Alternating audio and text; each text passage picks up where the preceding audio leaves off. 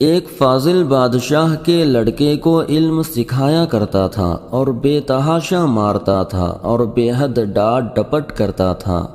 ایک بار بے طاقت ہو کر لڑکا باپ کے پاس شکایت لے گیا اور اپنے درد مند جسم سے کپڑے اٹھا کر باپ کو دکھائے۔ باپ کا دل بھر آیا، استاد کو بلایا اور کہا، رعایا کے بچوں کو تو اتنا جھڑکنا آپ ضروری تو نہیں سمجھتے جتنا کہ میرے بچے کو، اس کی کیا وجہ ہے؟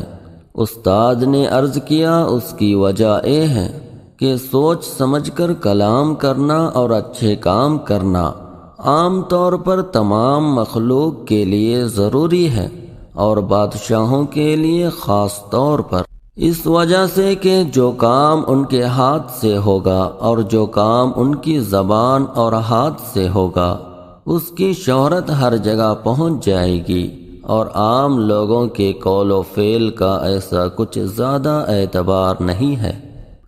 اگر ایک فقیر آدمی 100 عیب رکھتا ہو تو اس کے رفیق 100 میں سے ایک بھی نہ جانیں گے، اور اگر ایک بری حرکت بادشاہ سے سرزد ہو جائے تو ایک ملک سے دوسرے ملک میں خبر پہنچا دیں گے۔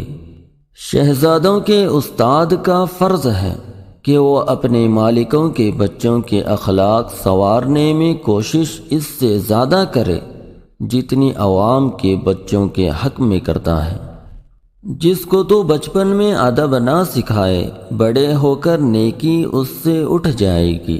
گیلی لکڑی کو تو جس طرح چاہے موڑ دے، سوکھی لکڑی سوائے آگ کے سیدھی نہ ہوگی۔ وہ بچہ جو سکھانے والے کا ظلم نہ دیکھے گا، وہ زمانے سے جفائیں دیکھے گا۔ بادشاہ کو عالم کی اچھی تدبیر اور اس کے جواب کی تقریر پسند آئی، خلعت اور نعمت بخشی اور اس کا رتبہ اور عہدہ بڑھایا۔